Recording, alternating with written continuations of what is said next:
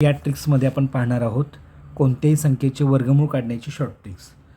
पाठीमागच्या व्हिडिओमध्ये वर्ग काढण्याची पाहिली, यामध्ये आपण वर्गमूळ काढण्याची शॉर्ट ट्रिक्स इथं अभ्यासणार आहोत.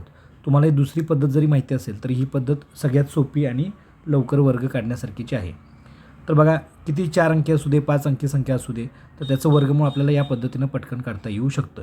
उदाहरणार्थ बघा, 2304. आता याचं वर्गमूळ काढत असताना जे अंक आहेत तर पहिल्यांदा 2 गट करायचं. उरलेल्या अंकांचा 2 अंक असतील तर उरलेल्या 2 अंकांचा किंवा 3 अंकांचा असेल तर 3 अंकांचा गट होईल. तर अशा पद्धतीनं गट केल्यानंतर आपण काय करूया, जे पाठीमागचे 2 अंक आहेत तर 23 आहे, तर 23च्या पाठीमागची जवळची वर्गसंख्या कोणती येते ते काढायचं. तर ती येईल 16. म्हणून पहिल्या स्टेपमध्ये काय लिहायचं, वर्गसंख्या 16 येते म्हणून त्याचं वर्गमूळ 4 लिहायचं. ओके.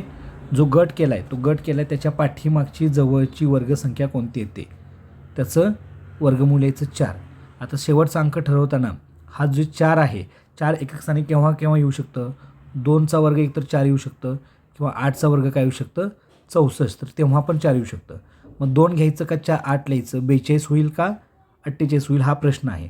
तर तो कसा सॉल्व करायचा, तर 23च्या लगतची पाठीमागची वर्गमूळ संख्या 16 घेतली तर 23च्या पुढची लगतची वर्गसंख्या येते बघा किती येईल, 25 येईल. तर 23च्या जवळ कुठलं येते ते बघायचं, 16 येतं आहे का 25 येते, तर 25 येते म्हणून हे 25 जवळ येतं असल्यामुळे ही मोठी संख्या म्हणून इथं काय लिहायचं 8 लिहायचं. जर तुम्ही 48चं आता हा 48 वर्गमूळ आलं, याचा जर वर्ग केला तर तेच येणार आहे. अशा पद्धतीने हे आपण शॉर्ट पद्धतीने ते लक्षात ठेवू शकतो. अजून एक उदाहरण बघूया म्हणजे तुमच्या लक्षात येईल. इथं पण आहे बघा 84 64. तर याचं पण 2 गट केले. 2 गट करताना एकक दशक स्थानचा 2 सोडून उरलेले 2 किंवा 3 काही लिहू शकताय. इथं पण 84 आहे, तर काय करूया आपण, 84च्या पाठीमागची लगतची वर्गसंख्या कुठली लिहिली बघा 81. मग 81 कितीचा वर्ग आहे, 81चा 9चा वर्ग आहे, त्यामुळे इथं काय लिहायचं 9 पटकन लिहून घ्यायचं. या संख्येच्या लगतची पाठीमागची वर्गसंख्या 81 येते आणि त्याचं वर्गमूळ येतं म्हणून 9 लिहायचं. आता हा जो 4 अंक आहे, हे 4 अंक मगाच्या पद्धतीनं 2चा एकतर वर्ग येऊ शकतो किंवा 8चा वर्गसंख्या, हे वर्गसंख्या आहे, याचं वर्गमूळ काढताना एकक स्थानी एकतर 2 येऊ शकतं किंवा 8 येऊ शकतं. मग इथं काय करूया, परत 84च्या पाठीमागची वर्गमूळ संख्या 81, पुढची वर्गसंख्या 9चा वर्ग 81, 9 नंतर 10चा वर्ग 100 येतो. तर ते 81 जवळ आहे का 100 जवळ आहे, तर इथं काय येतं 81 जवळ येतं म्हणून 81 जवळ येत असल्यामुळं याचा अंक 2 घ्यायचा, तर 2 द्यायचा. तर 92चा वर्ग काय येईल 8464. हे सरावानंतर अगदी इझिली तुम्हाला हे सगळं सॉल्व होऊ शकेल किंवा लक्षात येईल. आता इथे एकूण 5 अंक दिलेत, तर 5 अंकाच्या बाबतीत तोच नियम.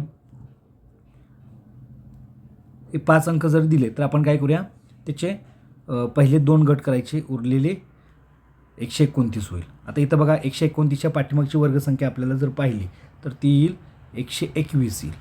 म्हणून हा 11चा वर्गमूळ त्याचा 11 येते म्हणून 11 लिहायचं.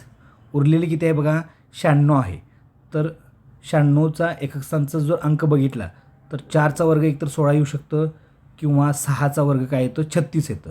म्हणजे एकक स्थानी एकतर 4 असेल किंवा 6 असेल.